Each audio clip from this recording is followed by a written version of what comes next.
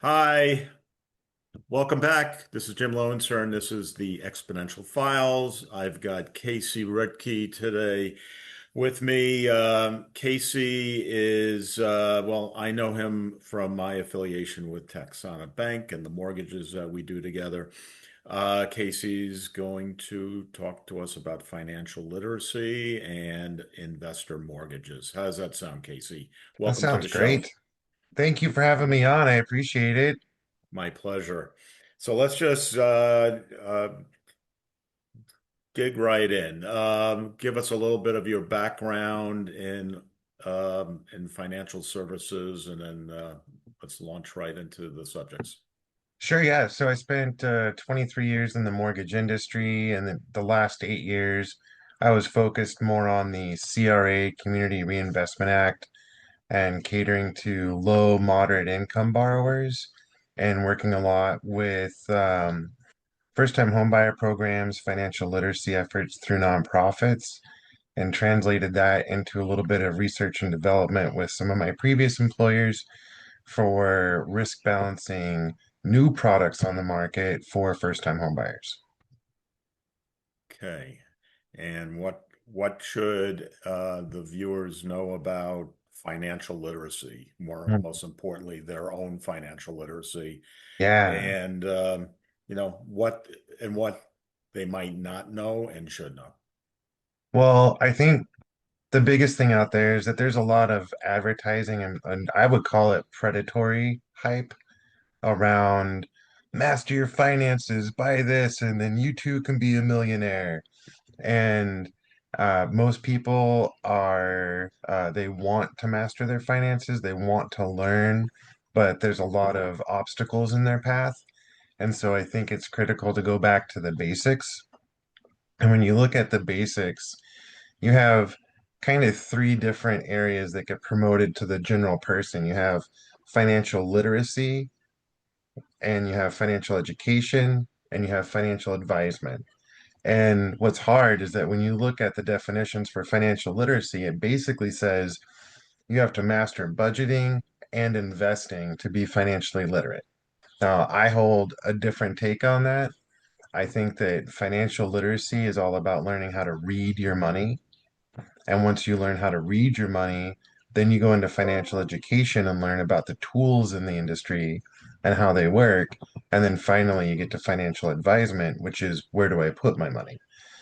So at the beginning, and what you can apply to every single scenario, and what a lot of people miss out on is the four C's of credit, which is the foundation to reading your money. So how do I become financially literate? You have to learn what to look at. And there's only four areas to look at. There's your cash flow, money in versus money out. There's your capital, which is basically your money saved. There's your collateral, which is the value of your stuff versus its cost. And then you have your credit, which is your reputation of repayment. So you can take any scenario, any individual product, person, transaction, and look at those four areas and get a very clean look at how you're positioned for that transaction. Because there's no one rule that works for everybody. Everyone's in a unique situation, but if you learn to read those four critical areas, cash flow, capital, collateral, and credit, now you've actually got a compass to guide you to your true north, and you won't go in circles or hopefully not get scooped up in some predatory hype. Okay, so there's a wide range of people out there. On one side, it might be like a first-time home buyer. They don't know anything about real estate per se, but they know that they definitely want the stability of their own home.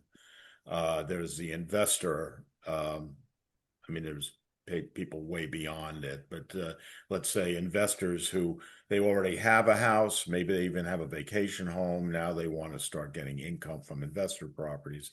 Let's talk about the wide spectrum of people out there that might be looking for mortgages or investments. And we'll talk about first-time home buyers first. What should they be thinking about before they jump into the market. So it's always a nice conversation to start things off with, what's my payment? How much out of my pocket? That is generally what people are shopping for.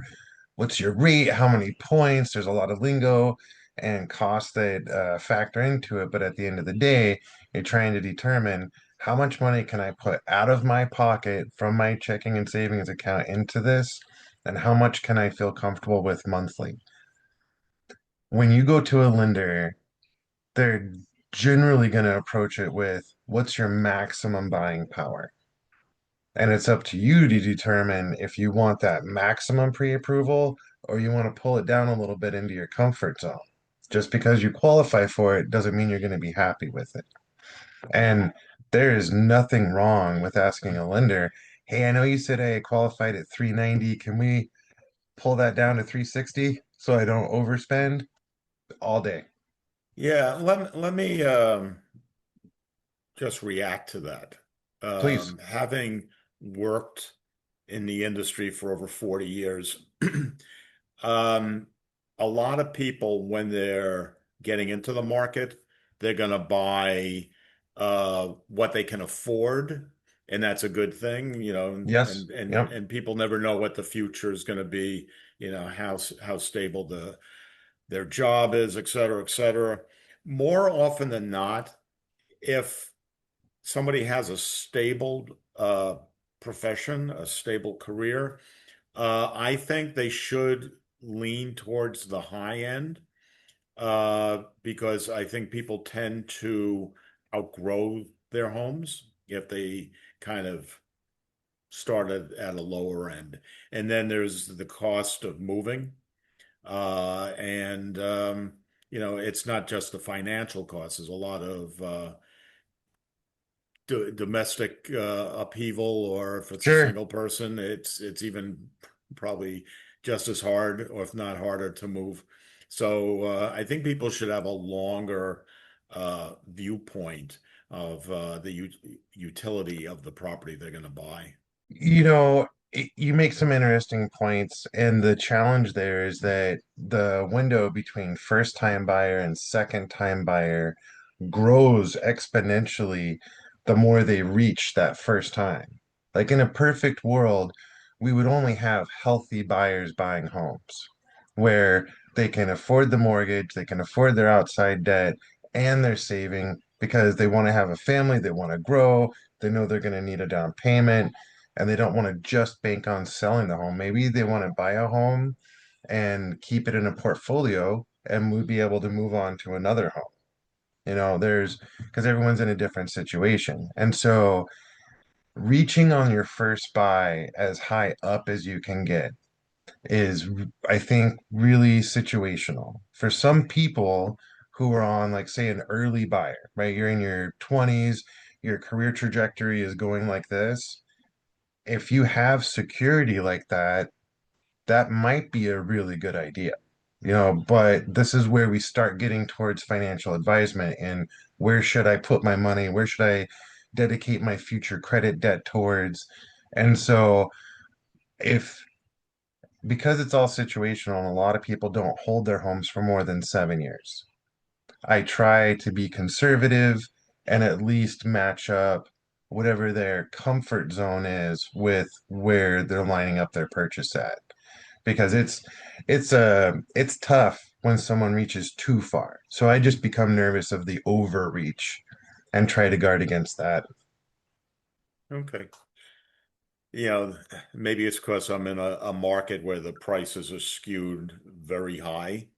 So Like very I, competitive, one of the most competitive in the world, in the nation, I think. I yeah, I would agree. It's the Boston market, and I I started off in the Palm Beach, Florida market many years ago. So I've kind of just by luck, I guess, ended up in these crazy markets.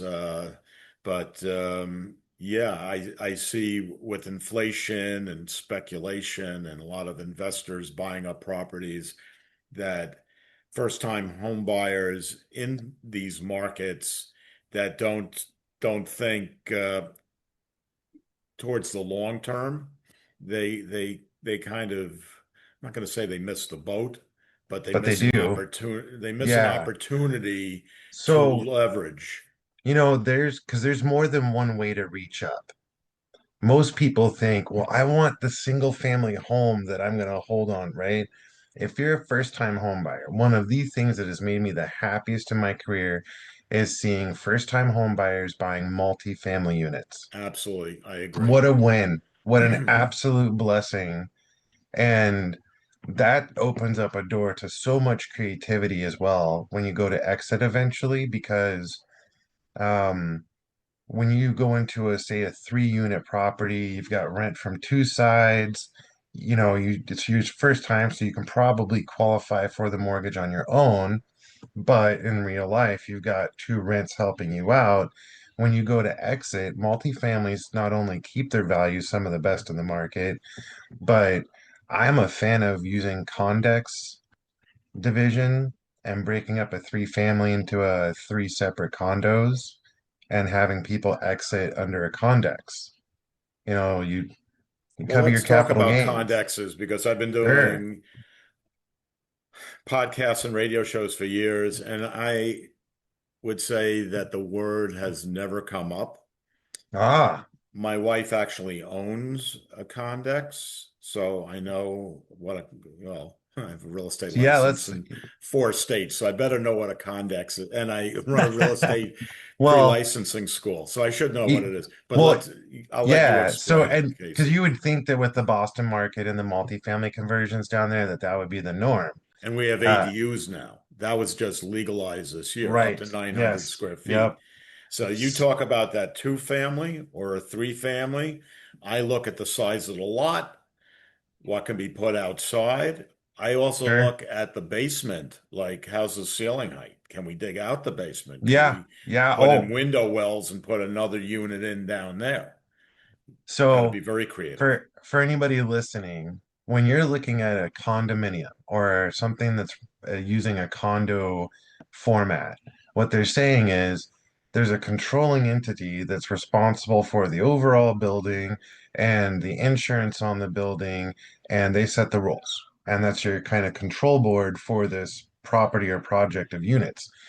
In a condex, what it means is that each unit, though they may be attached, is technically a condo, but each unit is responsible for their own unit. Each unit is responsible for themselves.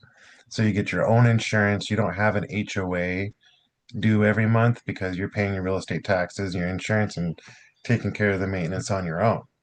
So Can you imagine? So like there are areas of Boston, we have triple deckers, sure. 3 units, they're all flats. Yeah. Can you have a condex Oh yeah. in a vertical? Oh yeah. Oh Because yeah. I always thought a condex was side by side. You might have common walls. In my Yep. wife's case, it was a duplex where the lots were kind of separated. You could put a fence up, and that was Sure. your space as opposed to common area. Sure. But And yeah, and for anyone listening, uh you can have a lot you can have a project of single family homes that are technically condos. You can have right. multi-family properties side by side or stacked on top that are also separate units. Or you can have like your standardized Well, apartment. separate units I get, but we always call them condos. You're calling it a Typically, condex. so typically those are run as condos. However, you can make those into condexes and give everyone their own insurance policy. They don't have to function as an HOA, which when we get onto the lending side really matters a lot because the HOA is supposed to have a budget for the year, including reserves.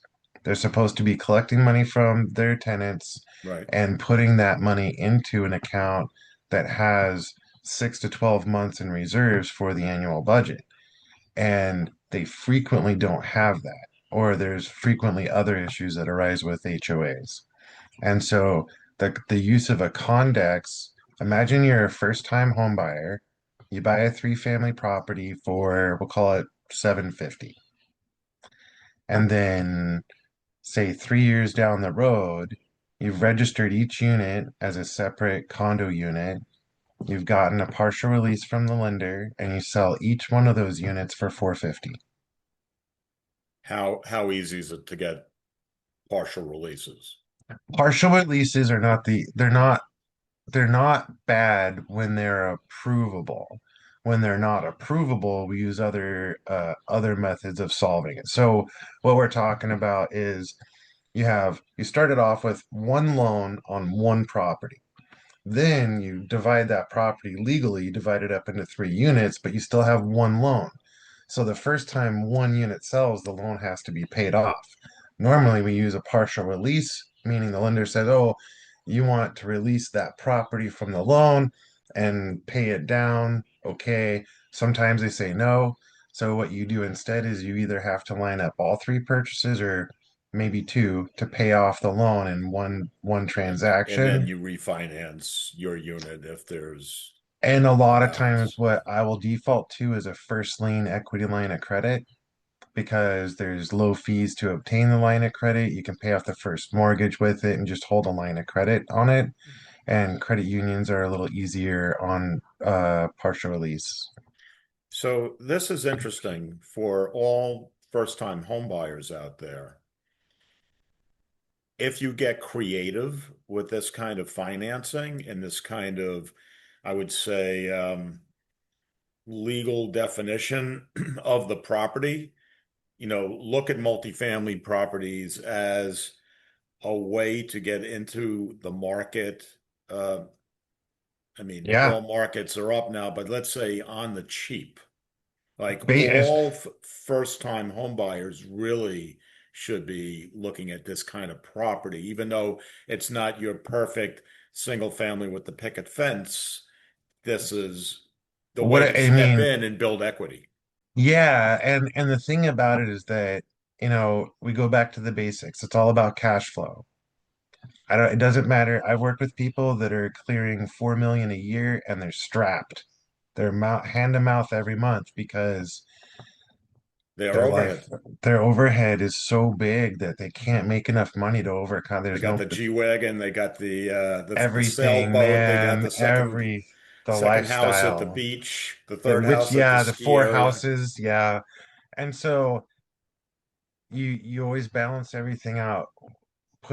Make sure you just check your cash flow. If you're using more than 35% of your gross income to cover your complete credit debt, that's mortgage, auto loan, credit cards, student loans, between 35 and 45%, you're in the danger zone.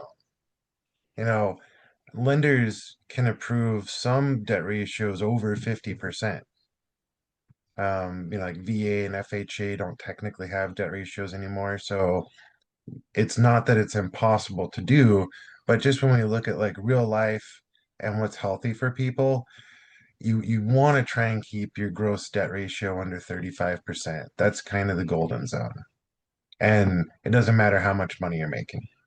Once you exceed 35%, it's a slippery slope to 45 and 60. Okay. Well, let's talk about investors. They already have a house. They've got a little bit of money. They're trying to decide, do I want to put it into bonds? Do I want to put it into the crypto? Do I want to put it into stocks? Do I want to put it into real estate? I'm not asking you, Casey, what should they put it in, Not but financial advice, not financial advice. but if it is real estate that they're thinking of putting it into, let's of course talk about the advantages to the real estate above these other investments and how they should proceed. Well, I mean, let's tackle that last one first. So the utility is that you have a place to live. You know, for starters, when you're primary owning, when you're investment owning, now, and I don't mean to make this sound bad, but you're risk on, right? You're risk on, you have a project, you have a portfolio to manage, you have things that have to happen, you have overhead that has to be covered, you have to ensure that you're getting your leases on time. So, um, when we look at investor portfolios, if I have accumulated three, four, or five properties, especially when I hit that magic five number, It's not always easy to get more financing or any financing once you own more than five properties. So there's limits for cheaper financing that you're going to hit when you start accumulating more properties. Um, And why is that? when so when you have five financed properties, Fannie Mae and Freddie Mac say that's enough. No more standardized lending for you. That's as many as we can allow an individual to hold and still get the cheapest of the financing. You can finance 30 properties. There are products out there that will allow it, but you're gonna have an expense on the interest rate and the cost overall. Hmm. So it's not that you can't do it, but when we look at cost to do it, the cost starts to go up. And this is where we fall back again to things like reserves, your capital. How much do you have in reserve? And when you measure your reserves in time, you say, okay, all of my debt together, well, I can pay all of that for 5 months. I got 5 months in reserve that I can pay everything. The goals that are healthy to have is 3, 6, 9, and 12. And once you have a year in reserve where if everything craps out, your tenants are gone, your job is done, you've got a full year to reset. Once you have that year in reserve, that is a real good safety line. From there, now you can start doing things like paying down mortgages and recasting, not refinancing, but resetting the payment based on the new balance. Drive the payment down and increase your cash flow. Recasting. Yeah, Let's go over that. it's also called re-amortization or re-amortizing, and it's a function that most loans have. Typically, you can't have PMI, but any of the standard conventional loans will typically allow you at least a one-time recast. And it says, so if I start with a loan amount of $1 million and I make a chunk sum of more than 20% of the balance, so I pay it down by 200 grand. I can call them up and say, hey, I've had a principal reduction. I'd like you to reset the payment back to the original term, start the payment cycle over at the beginning based on what I owe now, Why would anybody want that? So if it was 5 years into it, you only had 25 years left. right? Now it's going to go back up to 30. Correct. But it's calculated based on what you owe now. So your payment's going to go down. It's a way to reduce the monthly payment without refinancing. So let's say you've got an investor three family at 4.5%, which is amazing. You don't want to give up that interest rate. You can reduce the monthly payment by making a principal payment, recasting it. It'll put you to the back out to the original 30 So years. this is for cash flow. It's for cash flow. Some people Be- would look at it as I'm going to be paying the bank now for 5 more years. I'd rather pay the bank. At the end of the uh, day, the amount of interest paid is equivalent at the end of the day. So if you're interest conscious and you're really trying to get away from interest, it's going to be the same. And you can recast it and make the same payment you've been making. So let's say the payment goes from 5,000 to 4,000, just for round numbers. If you keep paying the 5,000, you're going to stay on schedule of where you were just at. But now you have flexibility. If times get lean, you don't have to pay that extra $1,000. And or you can pay the same amount and pay down the balance faster. you got it. You got it. You got it. So, because for Hmm. the investor, So what you're the saying is it's a way that people can make the same payment even though you've increased the number of years on the loan. You can actually cut off years on the loan. Well, yeah, let's say if I'm 5 years in and I recast, but I keep making the same payments, I'll be done in 25 years. If I don't change what I'm paying, right, I'll stay on the same schedule I was just on. I'll pay it off in 25. But the whole time I'll have an option to pay less if I need to. And you So can put that money into other properties. you could do anything you need with that other money. That's the whole point of it is to free up the cash flow. So the goal is you build up your reserves, then you whittle down your debt. And by the way, when you recast a loan, the interest rate stays the same, the loan number stays the same, There's no credit pull, there's no appraisal, there's no title work. Are there legal fees usually? No, there's usually like a $300-400 processing fee. They might ask you to pay one payment in advance due because of the time frame it takes to recast it, but it's a couple $100 to recast, and you don't have to run through qualifying to do it. Okay. Are there any mortgage products out there that are new and exciting? Ooh. Well, um, so you have your standard basket of loans, Fannie, Freddie Mac, your 30, 20, 15, 10. You've got your ARMs, 10, 7, 5, 3, 1. Um, the interest only components to the ARMs are still there, but a lot of people have been, the amount of loans that are called non-QM are the loans that use bank statement for income, or we have what's called a DSCR, debt service credit repayment, where you're only qualifying on the rent of the investment property. If the rent covers the mortgage payment, then you're qualified. So for people who are self-employed and don't have qualified income on paper, there's the DSCR for investors. There's no ratio test for no income.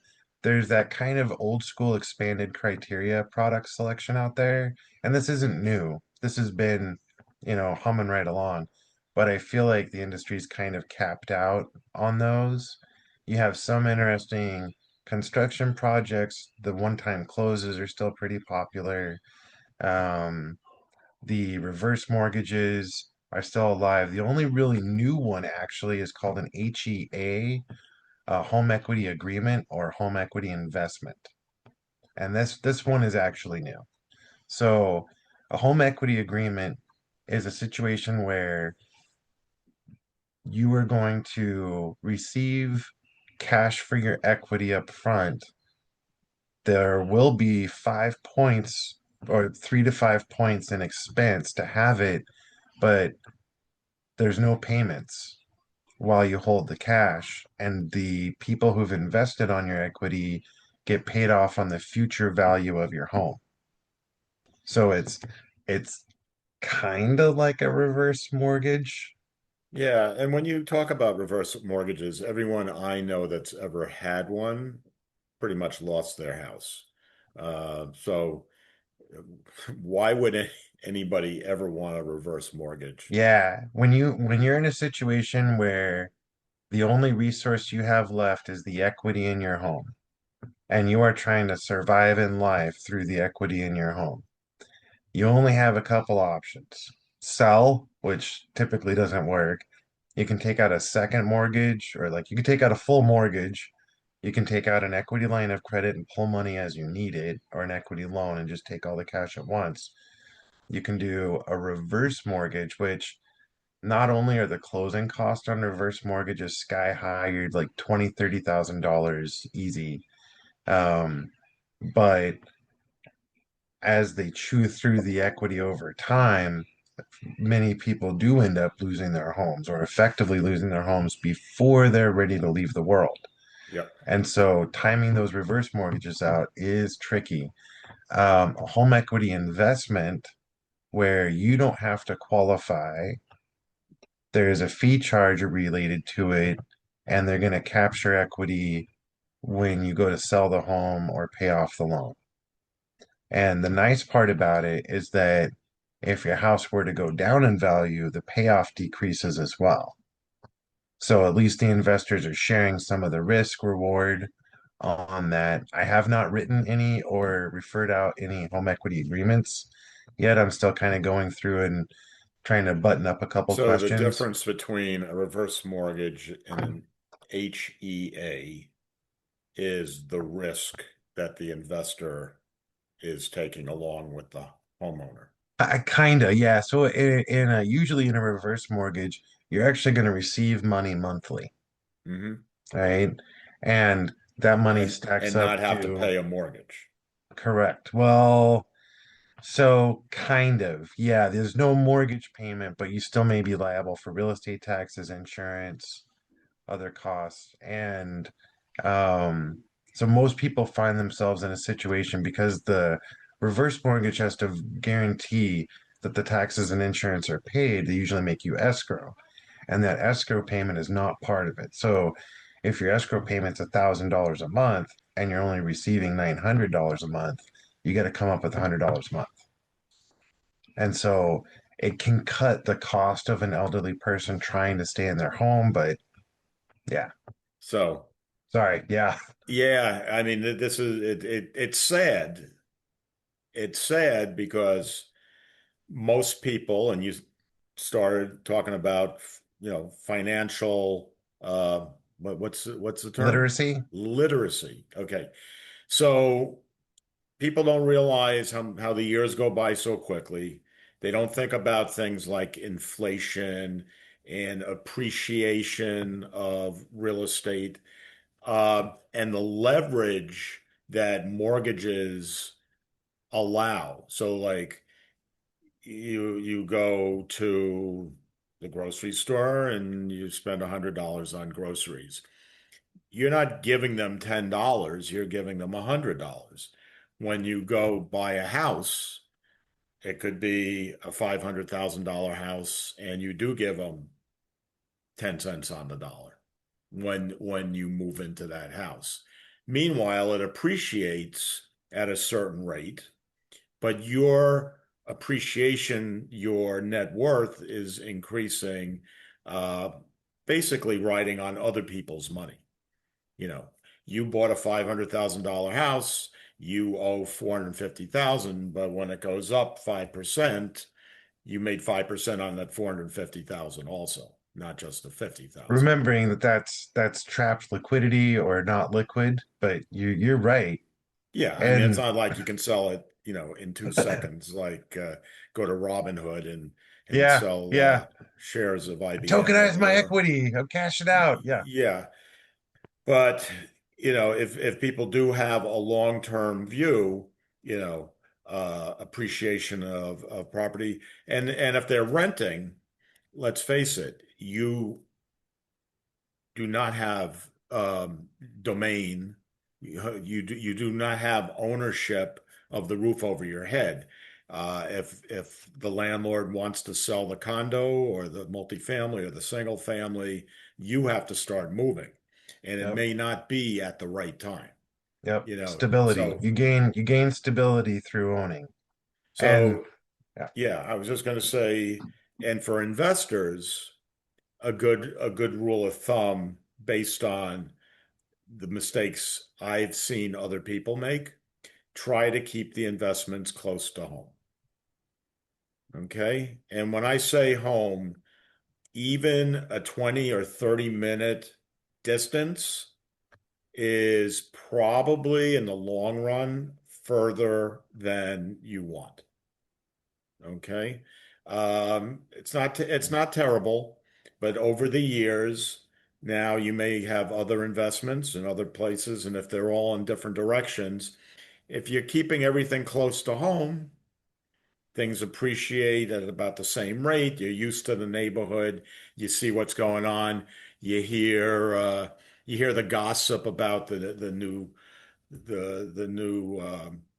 housing, zoning, the new demographics, the new Starbucks that's opening, whatever it is, Yeah. the value of the community.